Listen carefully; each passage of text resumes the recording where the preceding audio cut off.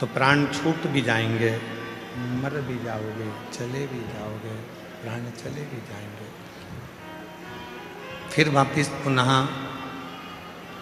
जन्म लेना पड़ेगा। रोज जैसे सेट करते हो वैसा कर दो।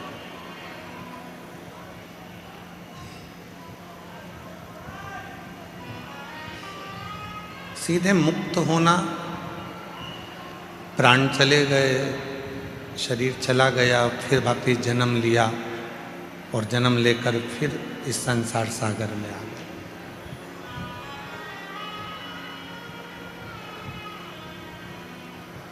पुनरपि जननम और पुनरपि मरणम के जो प्रपंच है,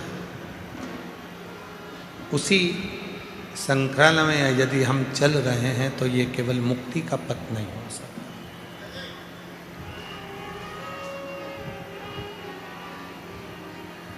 शिव महापुराण की कथा कहती है, जब व्यक्ति के जीवन में भक्ति बढ़ती है, भक्ति का प्रवेश होता है और वो भक्ति इतनी अविरल हो जाती है, इतनी अविरल हो जाती है, तो परमात्मा को तुम्हें वापस भेजना नहीं होता। परमात्मा आपको जब लेकर जाता है तो अपनी शरणागति में उसको रख लेता है, फिर वापस नहीं भेजता। बस भक्ति को बढ़ाना है, भक्ति को बढ़ा लो। ये चल रहा है ये वाले, जितना भक्ति बढ़ेगी उतना सुख पाओ।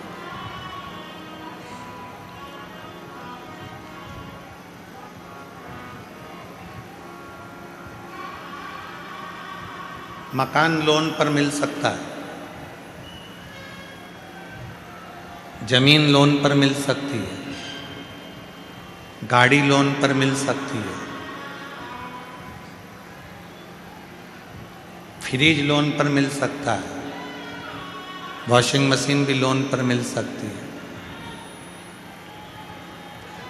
सोना और चांदी भी लोन पर मिल सकता है,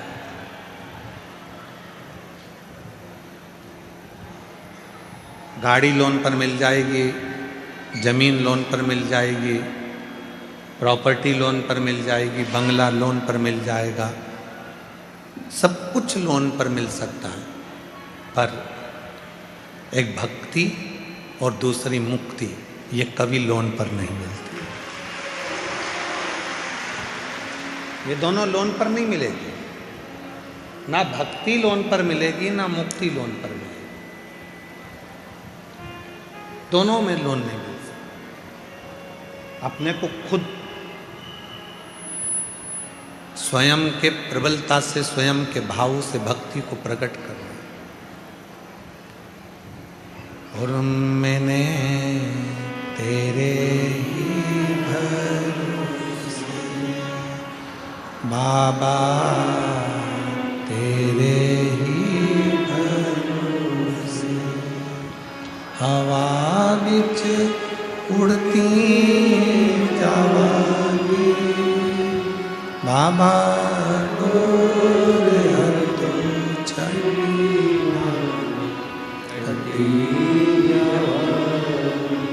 भोले, मैं तेरी कदम शंभू, मैं तेरी कदम हवा बिच उड़ती जावांगी, बाबा डोर हर तो चढ़ी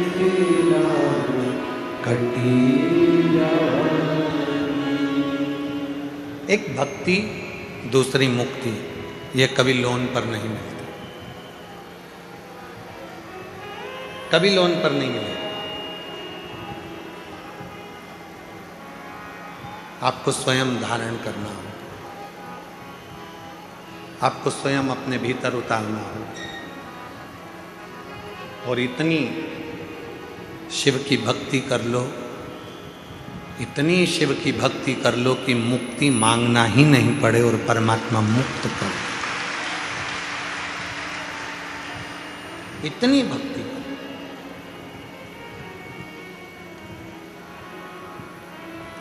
और इतनी जल्दी भक्ति मिलती भी नहीं है। चंदन का तिलक लगा लो और माला पहन लिए और सोचा कि भक्ति मिल गई, तो नहीं मिलेगी, बहुत कठिन। मंदिर में जाकर बैठ गए और सोचा कि भक्ति मिल गई, बहुत कठिन। तीर्थ में जाकर बैठ गए और सोचा कि भक्ति मिल गई, नहीं मिल सकती।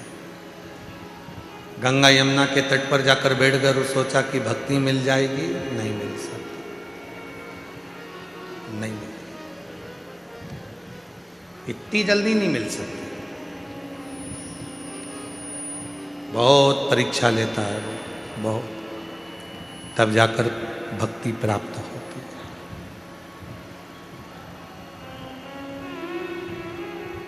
मेरी माताओं, मेरी जीजियों, मेरे जीजाओं, मेरी बेटियों, मेरे बेटाओं, मेरे बुजुर्ग माँ बाप, माता पिता, आपसे एक बात पूछें, जितनी भी मेरी माताएं बैठी हैं, मेरी जीजियाँ बैठी हैं, जीजाओं से तो इस प्रश्न को हम नहीं कर सकते, क्योंकि हो सकता है कोई कोई जीजा इसका उत्तर भी दे सकते हैं, पर प्रश्न है मेरी जीजियों से।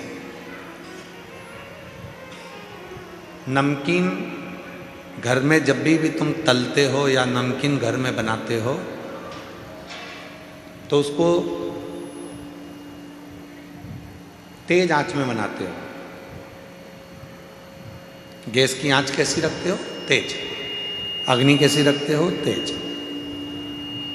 और जब मीठा कुछ बनाते हो तो गुलाब जामुन बना रहे हो, हलवा सेकना है, सीरा बनाना है, मीठी थुली बनाना है,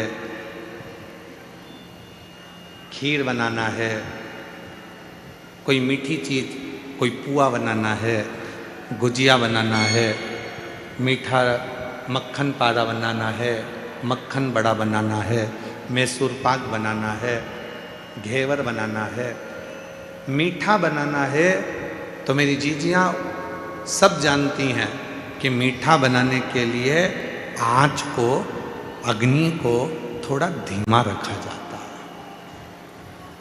बोलो सही है कि गलत है? नमकीन बनाना है तो आँच को तेज करना पड़ेगा, और नमकीन बनाना है तो आँच को तेज कर कर तला निकाला। भजिया तेज आँच में, नमकीन तेज आँच में, पोहा तलना है तेज आँच में, चने की दाल तेज आँच में, जितना नमकीन बना रहे हो उसको तेज आँच में बनाना पड़ेगा। पर मीठा, गुलाब जामुन, मक्खन पाड़ा, मैसूर पाक, बेसन चक्की, हलवा, सीरा, खीर, जो भी बनाना है उसको धीमी आंच में बनाना पड़ेगा, धीमी आंच में।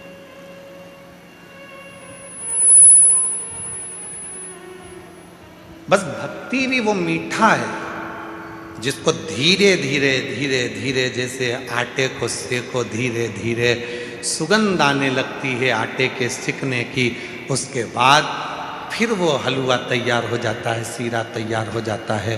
गुलाब जामुन को भी धीमी आंच में सेके जाओ, उसमें स्वाद और कलर अपने आप बदल जाता है।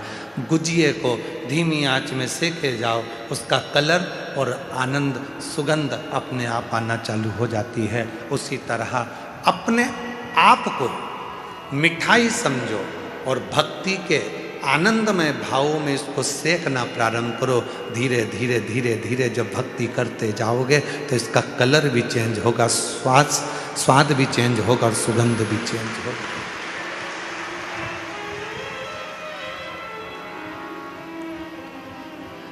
ये चेंज होगा।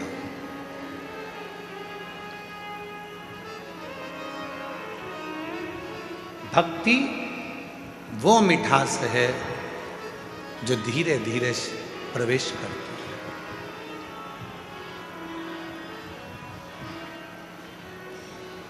राम जी ने किनके झूठे बेर खाए थे? जम के बोलो। शबरी के। किनके घर गए थे? शबरी के घर। राम जी किनके घर गए थे? शबरी के घर। ये दुनिया के लोगों ने कहा कि राम जी शबरी के घर पर गए थे, पर सही मायने में अगर रामचरितमानस को पढ़ोगे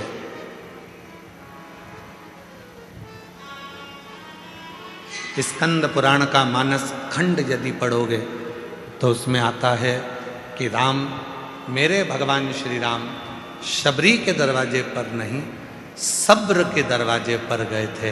जिसके भीतर सब्र है राम उसके पास आता जरूर।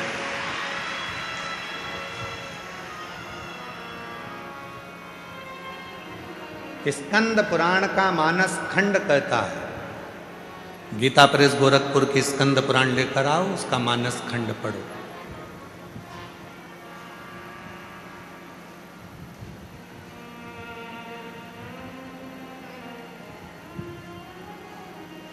स्कंद पुराण का मानस खंड कहता है कि राम जी शबरी के दरवाजे नहीं, राम जी सब्र के दरवाजे पर गए थे। सब्र, जिसके भीतर सब्र है, जो सब्र धारण कर सकता है, जो थोड़ी सी सब्री धारण कर सकता है, मेरे परमात्मा उसको मिलते जाए। और आप और हम ऐसे हो गए कि हमारे अंदर सब्र तो है ही नहीं। आज लोटा भर के जल चढ़ाया तो कल रिजल्ट आना चाहिए। जैसे ही आज मैंने जल चढ़ाया वैसे ही मुझे कल रिजल्ट मिलना चाहिए। आज मैंने पशुपति व्रत करा तो मेरे को कल उसका रिजल्ट चाहिए।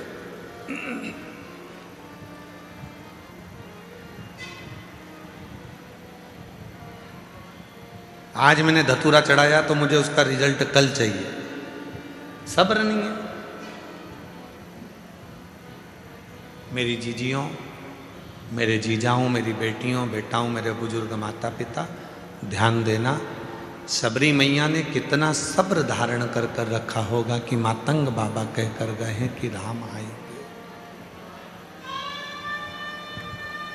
राम आएंगे। कितना सब्र धारण करा है, कितना सब्र।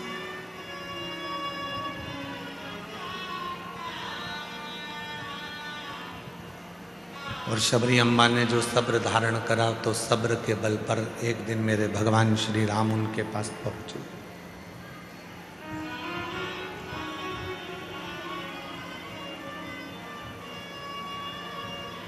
रोज झाड़ू लगाती थी, रोज रंगोली डालती थी, फूलों की सेज बिछाती थी, रोज प्रतिदिन भगवान का इंतजार करती थी, रोज।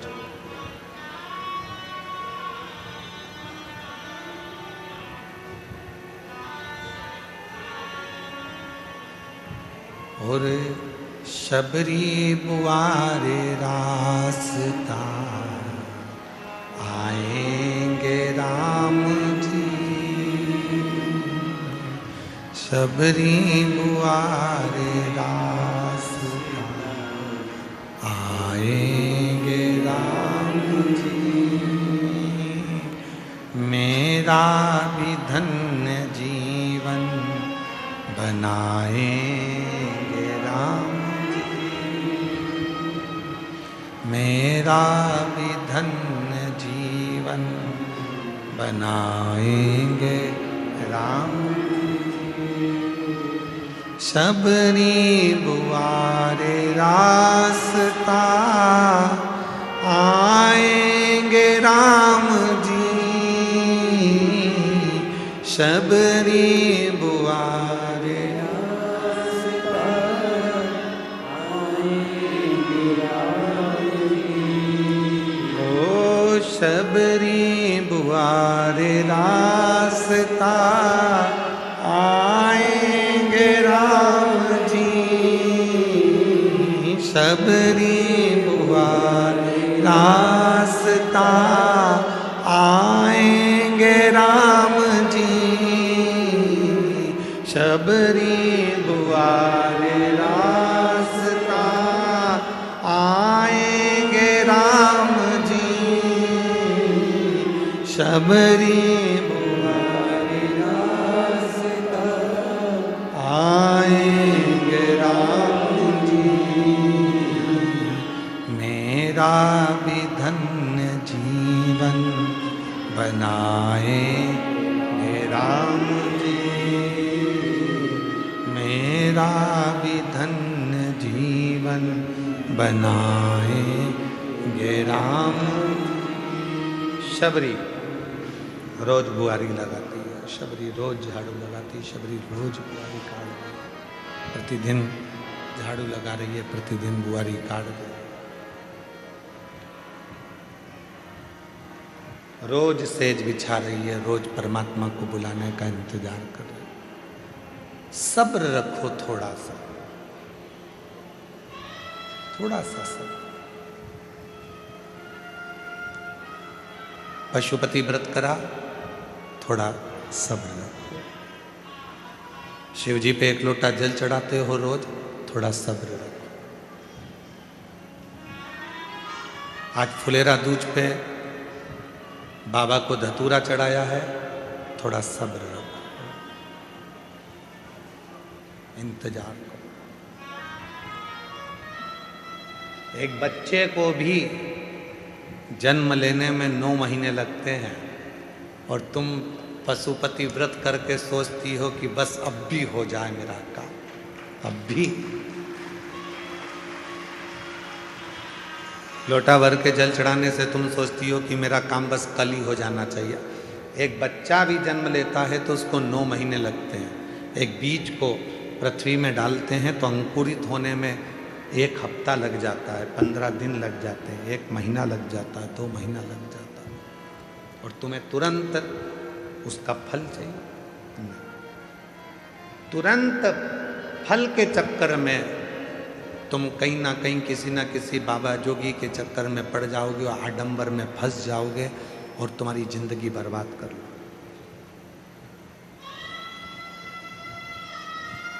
आज की दुनिया के पास में सब्र नहीं है, इसलिए 10 बाबाओं को ढूंढते फिरते हैं। बाबा जी तुम हमारा काम कर देना, बाबा जी तुम हमारा काम कर देना। मैं 2 दिन में काम हो जाएगा, मैं 1 दिन में काम हो जाएगा, मैं 15 दिन में काम हो जाएगा।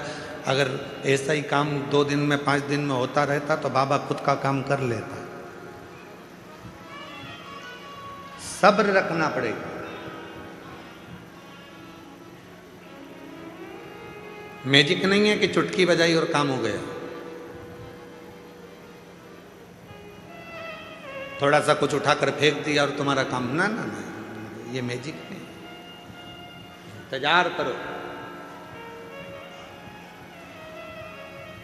थोड़ा प्रतीक्षा करो, थोड़ी सब्र रखो। शिरडी साईं बाबा के दर्शन के लिए जाते हो तो वहां 2 चीजें लिखी रहती है, श्रद्धा, दूसरी सबूरी, सब्र। जितना सब्र रखोगे उतना उतना तुम्हारे जीवन को सुख प्राप्त हो। हम सब्र ही नहीं रख पा रहे।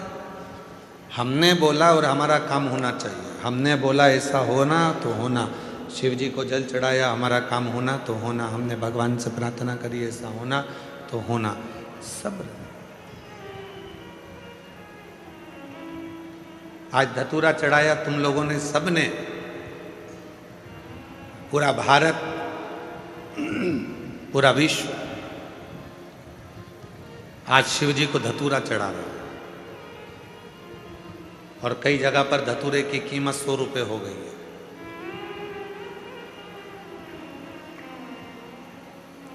वो तो सोशल मीडिया पे चल रहा है कि भोपाल, इंदौर, नरसिंहपुर, ग्वालियर, आगरा, कानपुर, लखनऊ, धतूरे की कीमत 100 रुपये, 150 रुपये, 60 रुपये, 70 रुपये, 300 रुपये तक धतूरा बिक रहा है। इसको कहते हैं शिव अपने पास जो रखता है उसकी कीमत कब बढ़ा देगा पता ही नहीं चलने देता।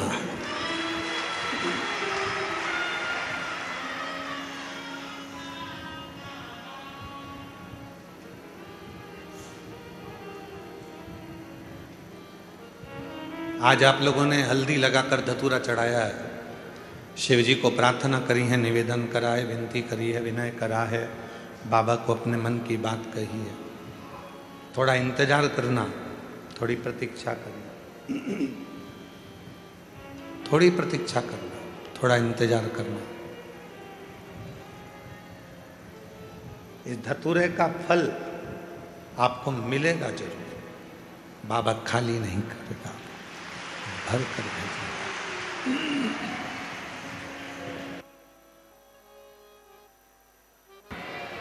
भेजेगा वो आपको, उसका फल आपको मिलेगा। एक लोटा जल चढ़ा रहे हो तो उसका भी फल आपको मिलेगा। पशुपति व्रत कर रहे हो तो उसका भी फल आपको मिलेगा।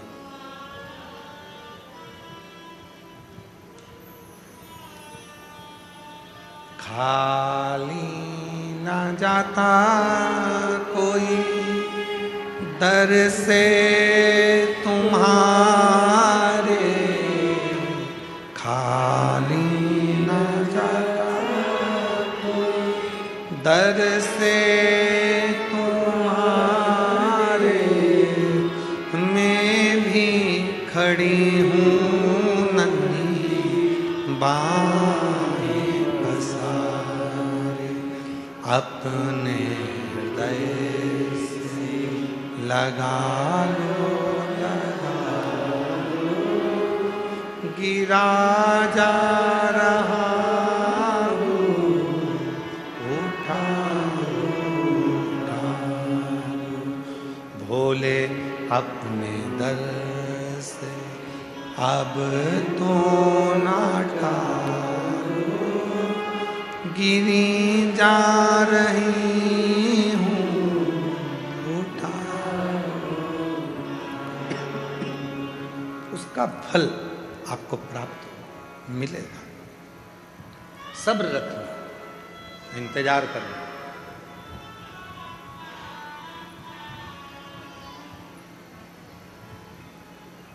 स्वयं उमा ने, माता उमा ने भगवान महेश से पूछा था। जिन भगवान महेश की संतति में आज भी महेश्वरी समाज को माना जाता है, उन्हीं उमा महेश संवाद करते हैं।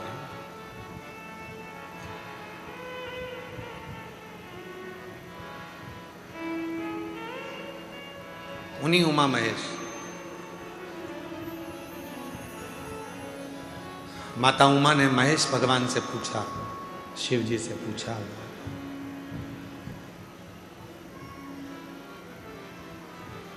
आपकी और हमारी जो संतति होगी, आपका और हमारा जो वंश बढ़ेगा, जरा ध्यान देना इस प्रसंग पर।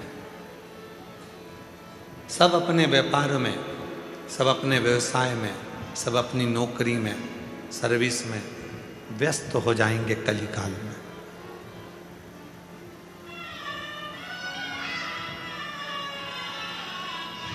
संसार का प्रत्येक मानव अपने अपने कार्य में लगा रहेगा, तब उस व्यक्ति वो अपने परिवार का भरण पोषण करेगा, अपने आप को संभालेगा, समाज को संभालेगा, घर को संभालेगा, कुटुंब को संभालेगा, परिवार को संभालेगा।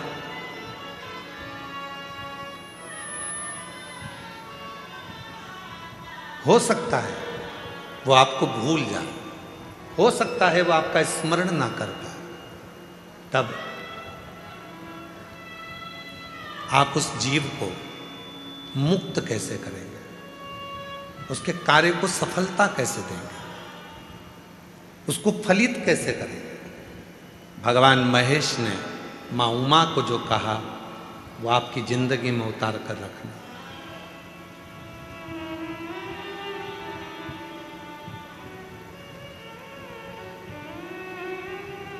भगवान शंकर और पार्वती का जो रिश्ता है वह 51वें नंबर पर आता है।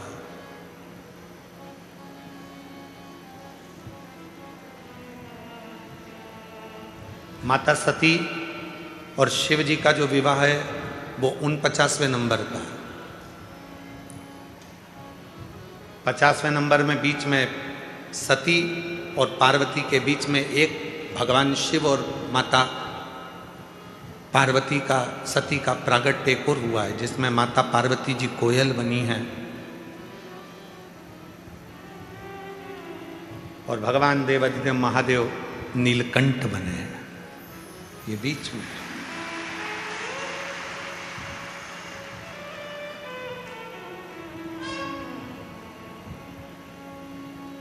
39वां नंबर है, उमा महेश भगवान का संवाद। और उन संवादों में माता पार्वती जी ने पूछा कि जीव को मान लो तुम्हें भूल गया, तुम्हारा स्मरण नहीं कर पाया, तुम्हारा भजन नहीं कर पाया, तुम्हारे मंदिर तक भी नहीं पहुंच पाया, तुम्हें भूल गया, तुम्हारे मंदिर तक भी नहीं पहुंचा, तो उसकी गति कैसे होगी, उसकी मुक्ति, उसका कार्य सिद्ध कैसे होगा, उसको सफलता कैसे मिलेगी। तो जो भगवान महेश ने माँ उमा को कहा, संपूर्ण जगत के लोगों को याद रखना चाहिए। भगवान महेश कहते हैं, उमा, संसार का मनुष्य यदि मुझे भूल भी गया कोई बात नहीं, मुझे भजना भी भूल गया, मेरा नाम भी भूल गया, मुझे नहीं भज पाया, मेरी औलाद, मेरी संतान यदि मुझे नहीं भज पाई, किसी के गले में अगर रुद्राक्ष पड़ा होगा या किसी के मस्तक पर तिलक लगा होगा, भस्म लगी होगी, त्रिपुंड लगा होगा, चंदन लगा होगा, कुंकू लगा होगा, या उसके गले में यदि रुद्राक्ष पड़ा होगा और ऐसा व्यक्ति भी उसके सामने से निकल कर चला जाएगा और उस रुद्राक्ष पहने हुए व्यक्ति का, बच्चे का, बूढ़े का, महिला का, पुरुष का, किसी का भी दर्शन अगर उस व्यक्ति को भी हो गया तो जितना फल रुद्राक्ष पहनने वाले को मिलेगा, उसका दर्शन करने वाले को भी उतना ही फल प्राप्त हो जाए, उतना ही फल प्राप्त हो जाए। एक रुद्राक्ष में कितना बल होता है जरा ध्यान करिएगा। एक रुद्राक्ष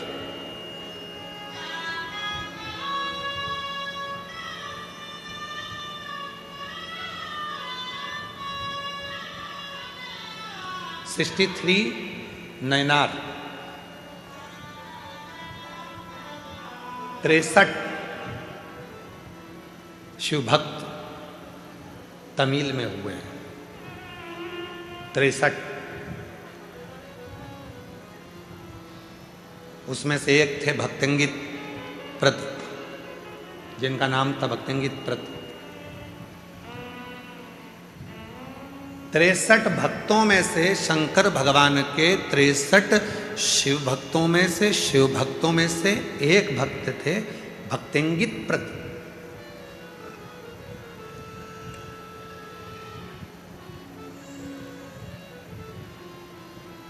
बहुत बड़े पैसे वाले थे, बहुत बड़े। उनके पिताजी भी हीरे पन्ने का काम करते थे और भक्तंगित प्रत पिताजी के जाने के बाद वो भी हीरे पन्ने का काम करते थे। माँ कावेरी के तट पर रहते थे।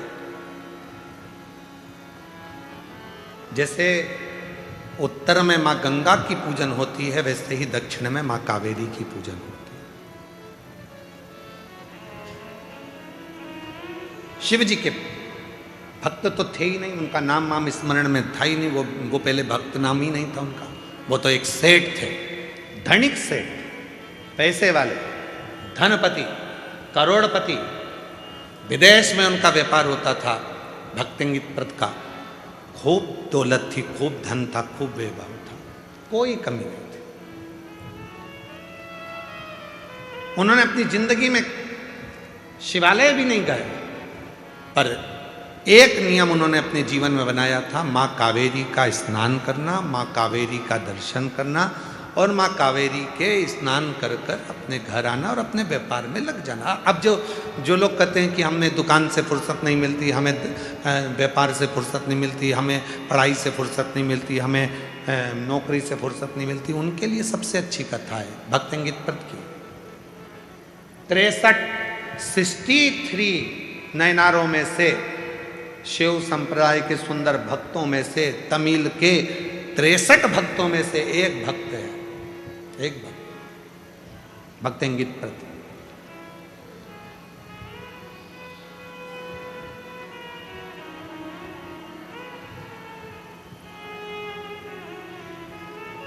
माँ कावेरी का स्नान करते थे, पूजन करते थे और आ जाते थे, अपने काम में लग जाते थे। दिन भर काम काम काम, अपना काम जो है उसमें लगे। धर्म पत्नी के औलाद नहीं थी, संतान नहीं थी।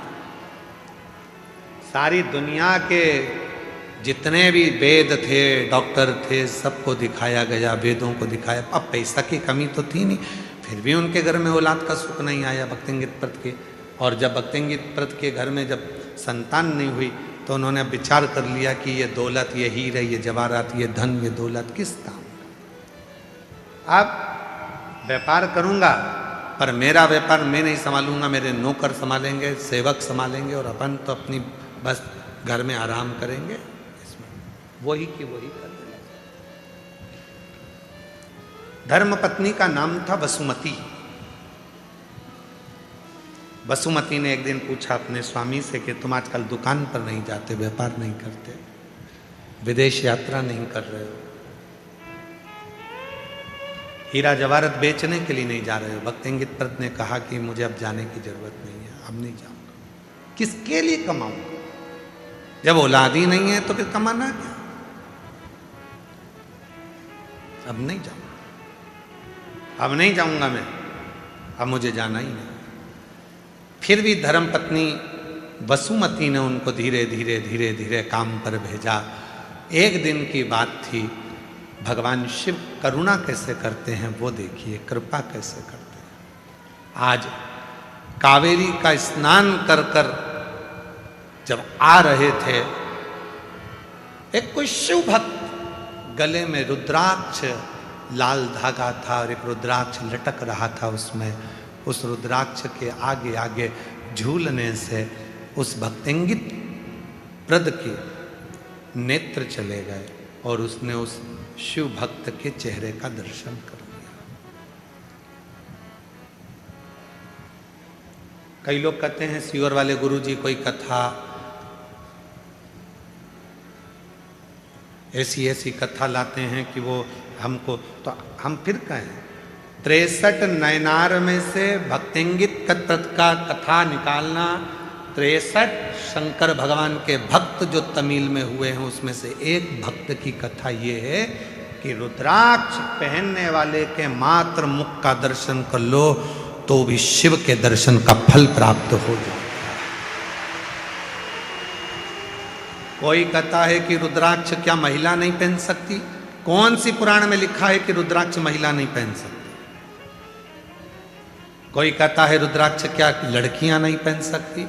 शिव महापुराण की कथा कहती है मेरी जगत जननी जगदम्बा तो कुंवारी अवस्था में हिमालय राज ने उनके गले में रुद्राक्ष धारण कर दिया था। माँ पार्वती के गले में रुद्राक्ष बाल्य अवस्था से था, कुंवारी अवस्था से था।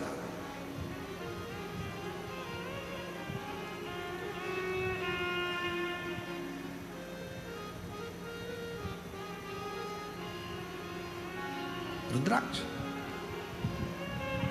जिसको तुम धारण कर, कोई व्यक्ति पे ना, यहाँ आते हैं कई भक्त जो बेलपत्री लेने के लिए आते हैं तो हम देखते हैं उनके गले में रुद्राक्ष, कोई भाई है, कोई बच्चे हैं, कोई माताएं, उनके गले में जब रुद्राक्ष दिखता है तो रुद्राक्ष जब जिसके गले में दिखता है तो हम उसके चेहरे का दर्शन जरूर करते हैं।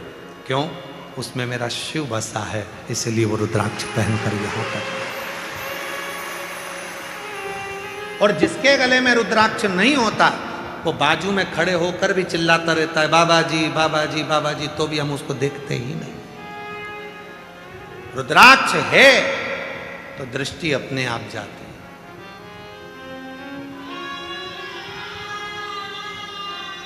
टीसी, ट्रेन का जो टीसी होता है, टिकट काटने वाला होता है, तुम टिकट लेकर बैठोगे तो तुम्हारे पास वो टीसी आएगा ही नहीं। टीसी हमेशा पहचानता है, जिसके पास टिकट नहीं होता उसको टीसी तुरंत देख लेता है। यही है। अच्छा, उसके पास में कोई जड़ी बूटी तो है नहीं, उसके पास कोई जादू भी नहीं है कि वो तुम्हारे बिना टिकट को तुरंत पहचान लेता है। उसको वो निगाह से पहचान जाता है, उसके हाव भाव से पहचान जाता है कि इसके पास में टिकट है और इसके पास में टिकट नहीं है। बस टीसी उसके मन के अनुभव से समझ जाता है। उसी तरह शिव का भक्त आपके गले में अगर रुद्राक्ष होगा तो आपका केवल उस गले का कंठ देखकर, आपका हाव भाव देखकर समझ जाएगा कि इसने रुद्राक्ष धारण कर कर रखा है, तो दृष्टि चली जाए।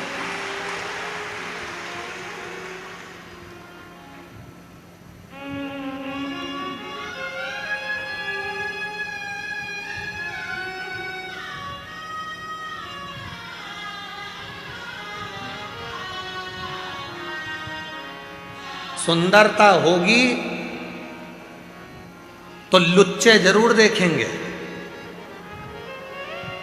सुंदरता होगी तो लुच्चे जरूर देखेंगे, गले में चेन होगी तो चोर जरूर देखेंगे, और गले में रुद्राक्ष होगा तो महाकाल जरूर देखेंगे,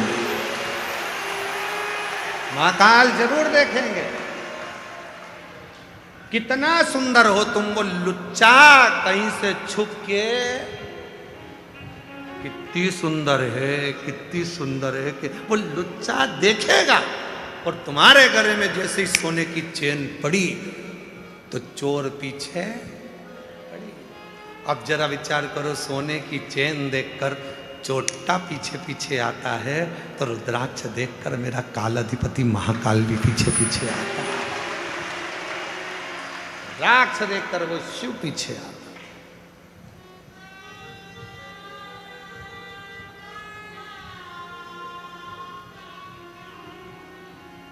नैन लड़े त्रिपुरारी से मैं उनकी,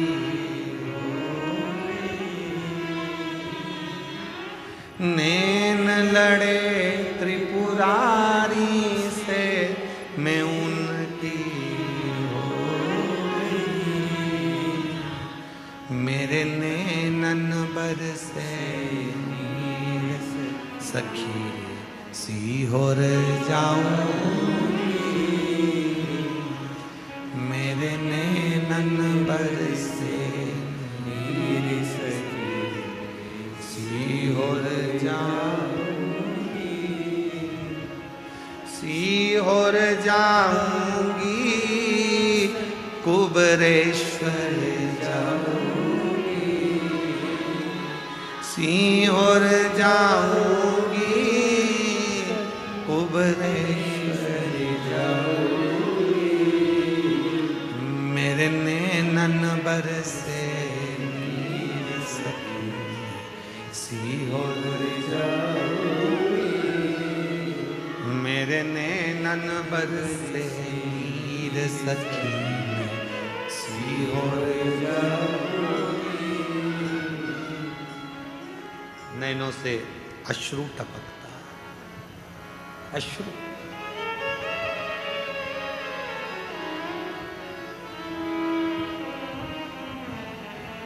कल दो माताएं बात कर रही थी दरवाजे के बाहर बैठकर, अंदर आवाज आ रही थी, दोनों ना जाने कहां से आई थी, पता नहीं। अरे 2028 में सिंहस्थ भरा रहा उज्जैन को, अपन तो 15 दिन पहले आ जाएंगे। दूसरी बोली 15 दिन पहले क्यों? उज्जैन जाने के लिए सीहोर से तो जाना पड़ता है, उतर जाएंगे और 15 दिन कुबरेश्वर धाम और 15 दिन उज्जैन की धरा पर रहकर कुंभ का आनंद लें। अब वो तो बात कर रही थी, हम सुन के आश्चर्य में पड़ गए। इनकी प्लानिंग अभी से चालू हो गई, 28 तो देरी है।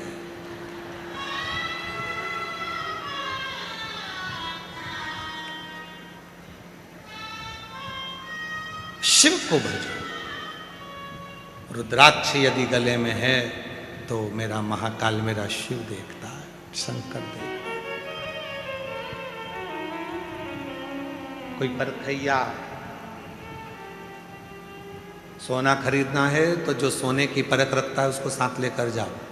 पहले ऐसा होता था शादी ब्याह में, चांदी की रकम लेना है तो चांदी की पहचान, एक जिज्जी तुम हमारे साथ चलना हो, तुम अच्छे से देख लेती हो कि कौन सी साड़ी अच्छी है, बहू को चढ़ावे में देना है, बेटी की शादी में देना है, तो तुमको ज़्यादा परख है। जिसको कपड़े की परख है उसे कपड़े में ले गए, जिसको सोने की परख थी उसको सोने में ले गए, जिसको इलेक्ट्रॉनिक सामान की परख है तो मामा जी से कह दो कि वो आएंगे तो फ्रिज देख ले कौन सा लेना है, क्योंकि उनको ज़्यादा अंदाजा है। मामा जी फ्रिज देख रहा है, जिसको कपड़े का ज्ञान था वो कपड़ा देख रहा है, जिसको सोने का ज्ञान था उसको सोना देख। सोने की परख वाले को सोना लेने जाओ तो साथ ले जाओ, कपड़े की परख वाले को कपड़ा लेने जाओ तो साथ ले जाओ, इलेक्ट्रॉनिक सामान की परख वाले को इलेक्ट्रॉनिक सामान लेने जाओ तो साथ ले जाओ। लकड़ी की परख करने वाले को, लकड़ी की पहचान वाले को लेकर जाओ। उसी तरह यदि भोलेनाथ से मिलना है तो किसी भोले के भगत के साथ रम जाओ, तो वो भगत अपने आप शिव से मिला, उसके साथ रमना पड़ेगा। रमना से मतलब है भजन करना पड़ेगा, स्मरण करना पड़ेगा, संकीर्तन करना पड़ेगा, मंत्र जाप करना पड़ेगा, स्मरण करना पड़ेगा। और कोई तुमसे कह दे कि तुम अपना घर छोड़कर मेरे साथ सन्यासी बन जाओ, तुम अपना घर छोड़कर साधु बन जाओ, तुम अपना घर छोड़कर तपस्वी बन जाओ, तुम अपना घर छोड़कर गंगा के तट पर जाकर बैठ जाओ, उससे कह देना सीहोर वाले महाराज ने मना करा है, हम ना सन्यासी बनेंगे, हम ना तपस्वी बनेंगे, और ना हम कहीं जाकर बैठेंगे। हम सीहोर वाला बाबा कहता है कहीं मत जाओ, अपने घर में रहो और उस परमात्मा को याद करते रहो, तुम्हारा घर ही तुम्हारा गंगा का तट बन जाए। कहाँ भटकना, कहाँ जाना, क्यों भटकना हमको यहां से ना?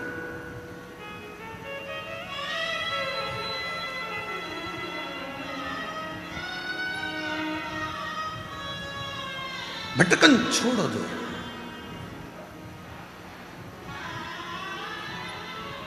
भटकन छोड़ो। शिव कथा कह रही है, भगवान शंकर का चरित्र कह रहा है। भक्तिंगित प्रद रुद्राक्ष पहने हुए एक व्यक्ति का दर्शन कर लेता है और घर आ जाता है। घर आकर उसने अपनी धर्म पत्नी वसुमती से कहा कि आज मुझे मार्ग में एक कोई रुद्राक्ष पहना हुआ कोई भक्त नजर आया, उसको देखकर बड़ा अच्छा लगा। अब एक रुद्राक्ष क्या क्या कमाल करता है वो शिव पुराण की कथा में, इन तमिल के 63 शिव भक्तों की कथा में से एक भक्तिंगित प्रत की कथा कह रही है। भक्तिंगित प्रत एक रुद्राक्ष कितना कमाल करता है वो देखिए। जो दुनिया के लोग कहते हैं सीहोर का रुद्राक्ष, कुबरेश्वर धाम का रुद्राक्ष, और सत्यता है जिसने इस कुबरेश्वर धाम का रुद्राक्ष लिया है उसको मालूम है कि रुद्राक्ष ने क्या कमाल किया, उसको मालूम है। जिसको मिला वो क्या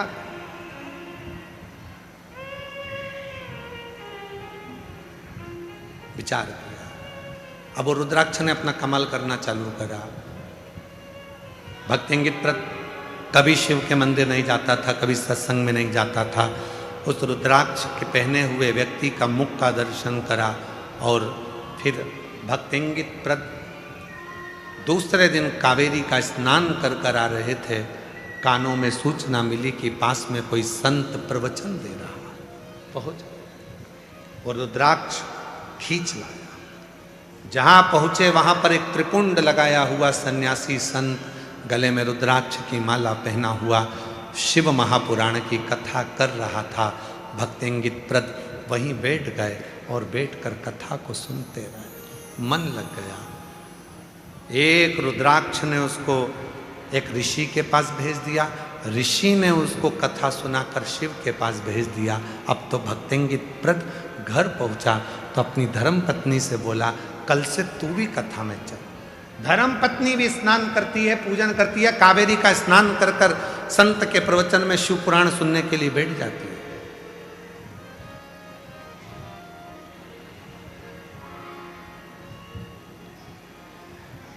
संत ने देखा कि रोज आते हैं, रोज आंखों से आंसू बहते हैं।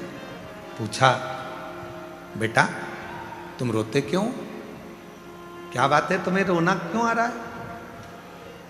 धर्म पत्नी कुछ कहती। भक्तिंगित प्रद ने मन में सोचा कि अब मैं ऋषि से क्या कहूं कि मेरे घर में औलाद नहीं, और अब तो मुझे औलाद चाहिए भी नहीं।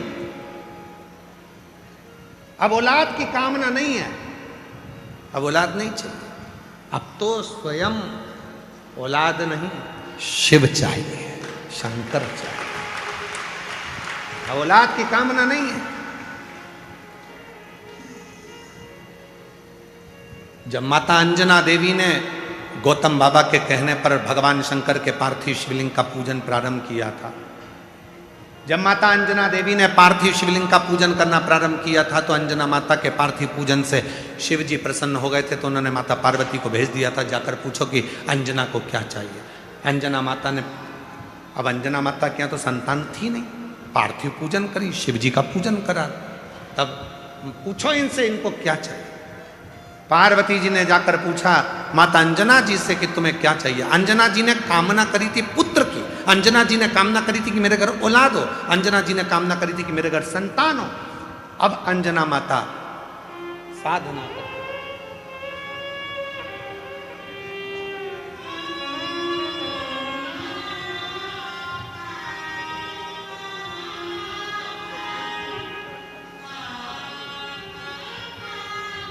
एक बार स्वामी जी के लिए जोरदार ताली बजाकर साधुवाद, जिन्होंने अपना कीमती समय रुद्राक्ष महोत्सव के इस पवित्र अवसर पर दिया।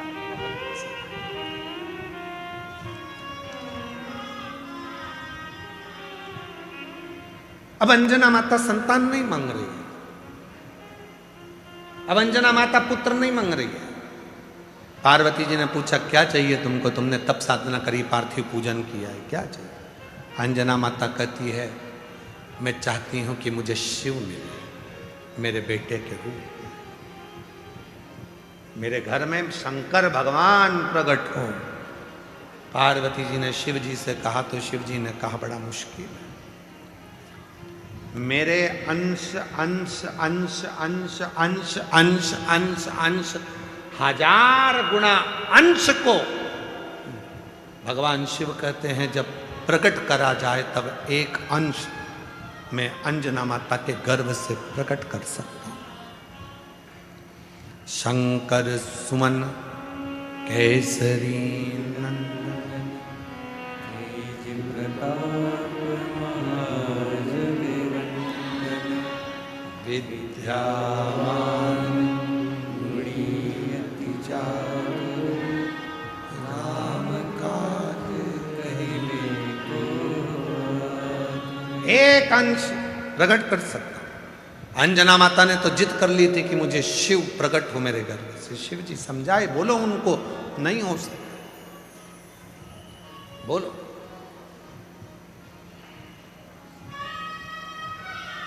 और वह अंश भी कितना भारी था विचार करिएगा।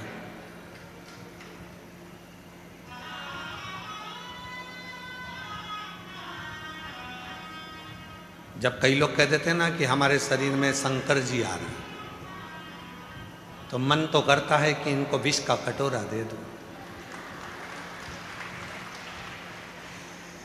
फिर कोई कहता है कि हमारे शरीर में हनुमान जी आ रहे हैं, शरीर में हनुमान जी।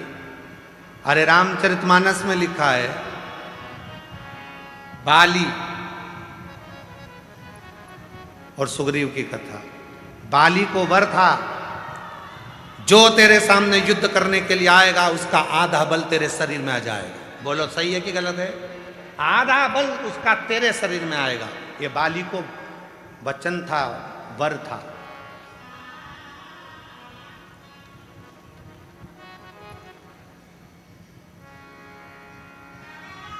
सुग्रीव के मित्र थे हनुमान जी महाराज। सुग्रीव चाहता तो हनुमान जी को भेज देता, हनुमान जी से बोला भी था, हनुमान जी नहीं गए। हनुमान जी ने कहा मैं चले गया और मुझे इसने देख लिया तो मेरे शरीर का आधा बल इसको चले जाएगा, तो ये फट जाएगा बीच में से। आधा बल तो जाने तो, एक अंश बल मेरा चले गया तो शरीर ही नहीं रहेगा, नसें सब फट कर रक्त निकलने लगेगा। और जो दुनिया के लोग कहते हैं हमारे शरीर में हनुमान जी आ गए, कोई कहे हमारे शरीर में शंकर जी आ गए, अगर आज अच्छे से आ गए तो ये नसें बीच में से फट जाएगी, एक अंश नहीं बचेगा। इसलिए फालतू के चक्कर में पड़ो मती, एक लोटा जल सारी समस्या का हल। व्यर्थ की चिंता करो मती कि हम वहाँ जाएंगे तो वहाँ से ये होगा, वहाँ जाएंगे तो वहाँ से ये होगा, कुछ नहीं होने वाला। अपनी मेहनत अपने को करना है, अपने कपड़े अपने को पहनना है, अपने को खांसी चले तो अपने को खांसना है, अपने को हाथ में खुजाल चली तो अपने को खुजालना, अपने को भूख लगी तो भोजन अपने को करना है।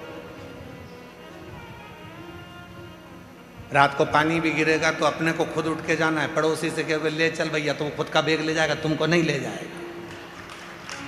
बोलो बोलो, कल रात को 2:42 पे पानी आया, 12:38 पर पानी आया रात्रि। हम सब समय पे जग रहे थे, पूरी रात तुम्हारे चक्कर में नींद ना आई है। पूरी रात सीहोर में पानी था, अष्टा में पानी था, अमलाय तक पानी था, चौराहे पर पानी था, पर मेरे कुबेर भंडारी ने हाथ में झेल रखा था कि थोड़ा बचा, सब दूर चल।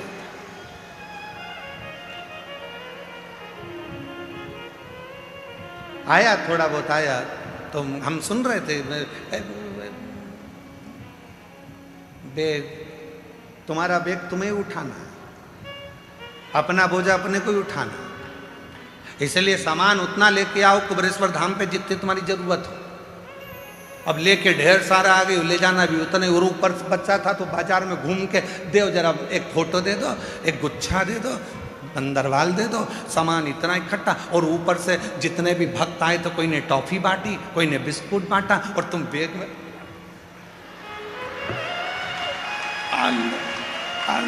और पूरा बैग भरचक, क्योंकि घर जाएंगे तो बच्चे पूछेंगे दादी क्या लाई, ले टॉफी, ले बिस्कुट।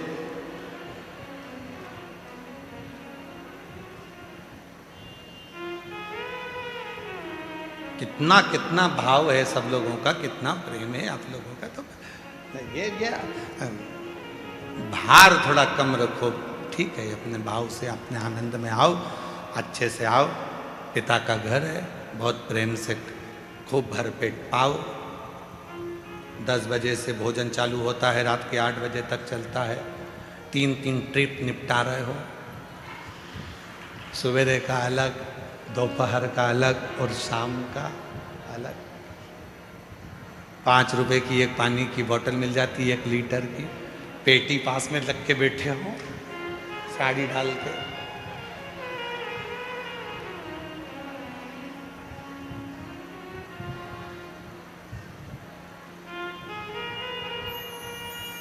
कितना प्रसन्नता, कितनी प्रसन्नता, शिव शिव है। तो ये विचार भक्त्यंगित प्रत के मन में आ गया, और भक्त्यंगित प्रत पत्नी को लेकर गया। वसुमती ने कथा सुनी, मन लग गया कथा में। अब संतान में नहीं मांग रहे हैं भक्त्यंगित प्रत, अब औलाद नहीं मांग रहे हैं, अब उन्हें संतान नहीं चाहिए, अब शिव चाहिए। जो तू मिल गया तो सारा जहां मिल गया, जो तू मिल गया तो सारा जहां मिल गया। बस वो मिल जाए तो फिर दुनिया की क्या कमी, क्या कमी। हमने पहले भी कहा, कई लोग कहते हैं सीहोर वाले महाराज के यहाँ से बिठले सेवा समिति द्वारा क्या सीहोर में जाते हैं चंदा लेने के लिए, या रसीद कटती है, या कोई गांव में जाते हैं। गांव में भी किसी के घर जाकर कभी नहीं कहते कि 1 किलो गेहूं देना, कि चावल देना, या किसी के दरवाजे पर जाकर नहीं कहते, क्योंकि मेरा कुबेर भंडारी तुम्हारे भंडार भरता है और तुम खुद उस भंडार को लाकर भरते हो, तो क्यों किसी की। फिर कहेंगे बिठले सेवा समिति कुबेरेश्वर धाम सीहोर वाले महाराज के यहाँ से किसी के गांव में ना रसीद जाती है कटने के लिए, ना किसी के यहाँ मांगने के लिए कोई जाता है, ना किसी के दरवाजे पर कभी कोई पहुँचा। और तुम्हारे यहाँ अगर कोई रसीद लेकर आए, कोई कहे, तो उसका जवाब तुम खुद दो। पार्किंग भी बिठले सेवा समिति की 85 एकड़ की पार्किंग रखी, वो निःशुल्क रखी। भोजन निःशुल्क रखा। पानी का केवल 5 रुपये शुल्क इसलिए रखा कि पानी की बोतल को तुम व्यर्थ ना फेंको, कम से कम 5 रुपये की कीमत समझो, इसलिए 5 रुपये। नलों में आरओ के पानी चल रहे हैं, सब फ्री।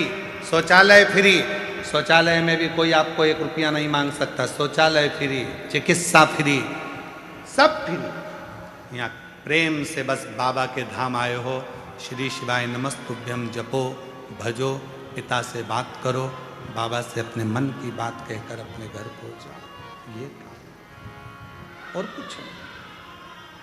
अब हमको चाहिए तो शिव चाहिए। जो तू मिल गया तो पूरा जहां मिल गया, पूरा जहां। अब मैं औलाद मंग भी लूंगी तो क्या करूंगी मंग कर? तुम मेरे पुत्र के रूप में रहो, तुम मेरे बेटे बन जाओ। दोनों प्रवचन सुन रहे थे, संत प्रवचन दे रहे थे।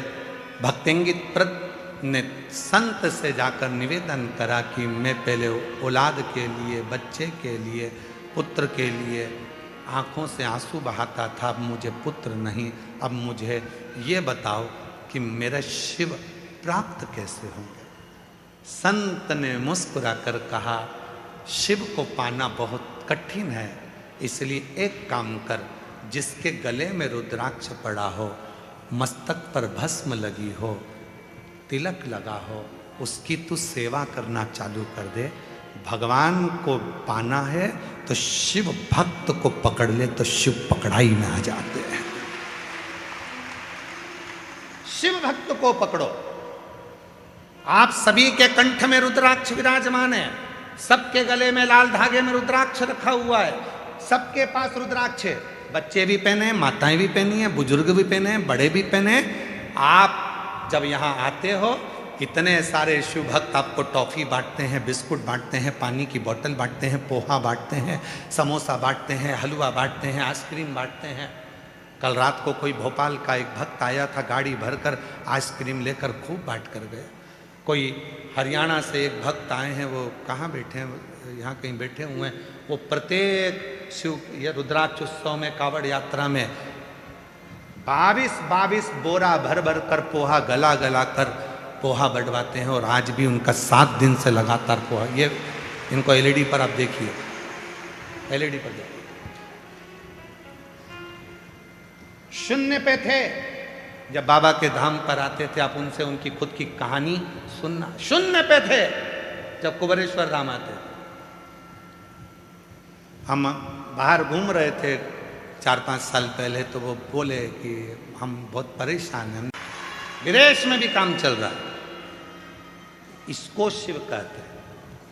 किसको खिलाने आयो? जिसके गले में रुद्राक्ष है। किसको देने आयो? जिसके मस्तक पर तिलक है, त्रिपुंड है, तिलक लगा है, जो शंकर की भक्ति में डूबा हुआ है। शिव महापुराण में भक्तिंगित प्रत की कथा कर रही है।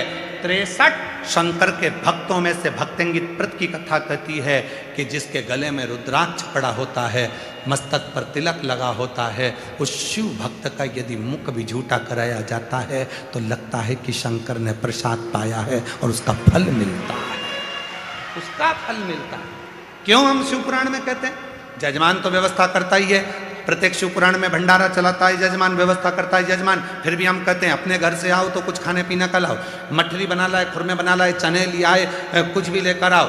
बाजार से चाहे पानी का पाउच ले लो, पानी की बोतल ले लो, चाहे बिस्कुट ले लो, चाहे टॉफी ले लो। इन शिव भक्तों को खिलाओगे तो इनका खिलाया गया खाली नहीं जाएगा, एक न एक दिन तेरा भंडार भर कर जाएगा। मुख झूठा कराओ इनका।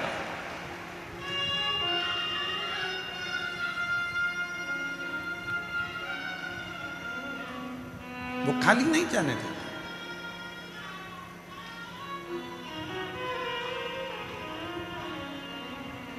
उसकी भक्ति इतनी प्रबल है, इतना विश्वास उसका दृढ़ है, भरोसा इतना।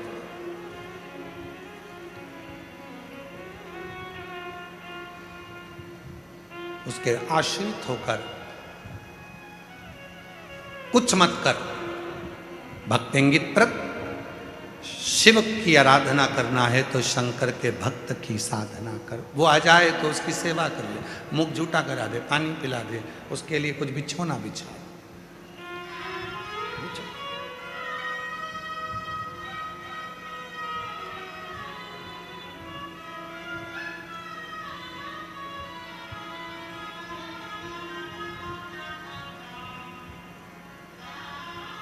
ठीक है, उसी में लग गया, आराधना में, साधना में, भक्तों की सेवा में।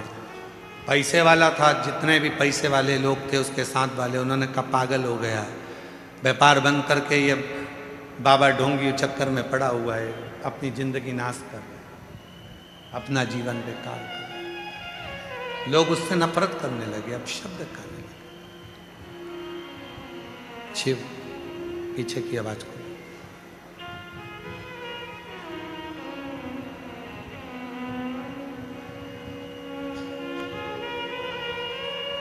और धीमा बजाओ भोलानाथ, डमरू धीमा बजाओ, धीमा बजाओ भोलानाथ,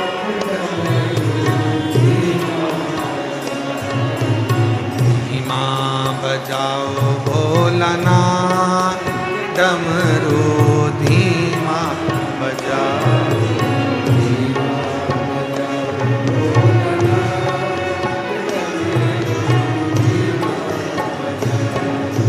डमरू की धुन सुन के ब्रह्मा जी आए, डमरू की धुन सुन के ब्रह्मा जी आए, ब्रह्मा जी आए संग विष्णु जी को लाए, ब्रह्मा जी आए संग ब्रह्मा जी को लाए। धीमा बजाओ भोलानाथ, डमरू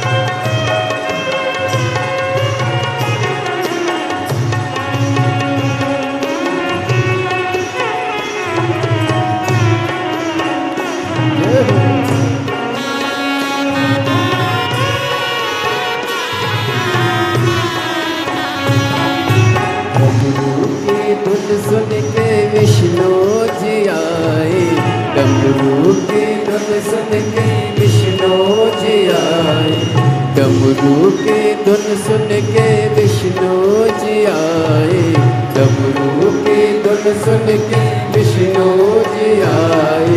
विष्णु जी आए संग लक्ष्मी जी को लाए, विष्णु जी आए संग लक्ष्मी जी को लाए।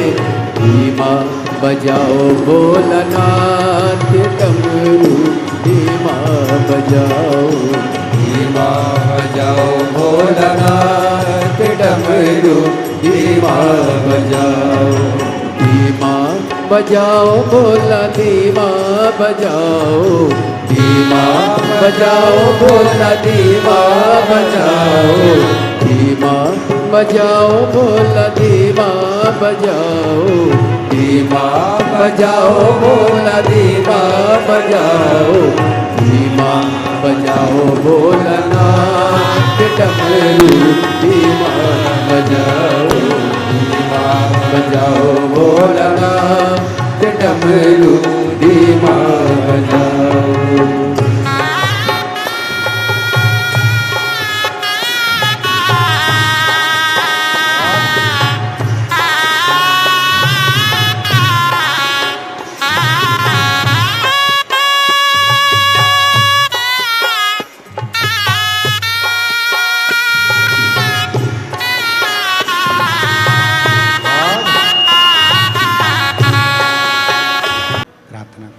साथ में बोलिएगा।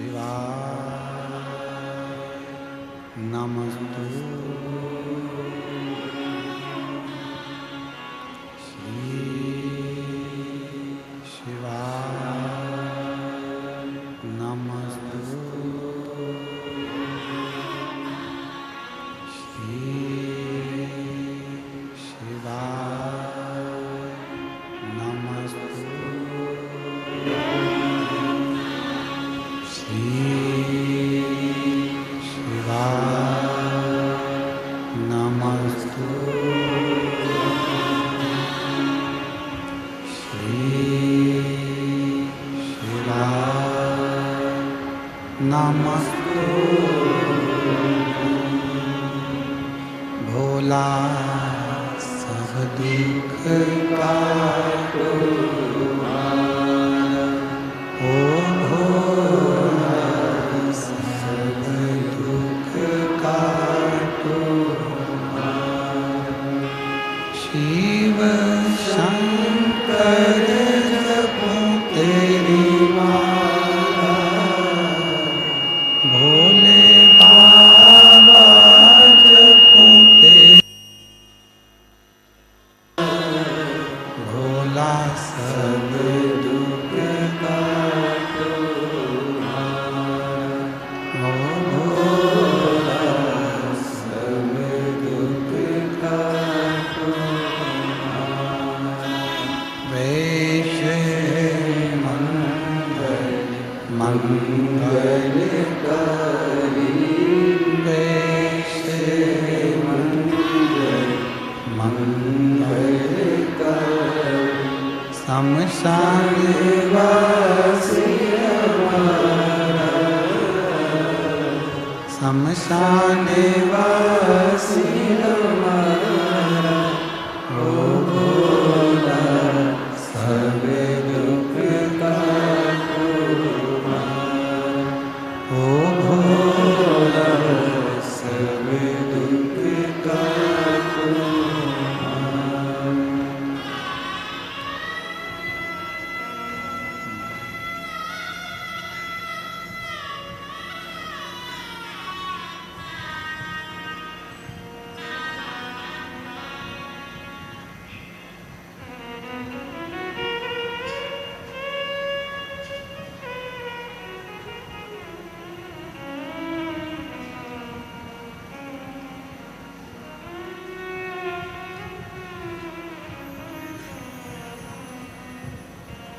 बाबा देवादिदेव महादेव भगवान शिव ओगरदानी त्रिकालदर्शी कैलाशी अविनाशी भगवान शिव की यह पवित्र पावन कथा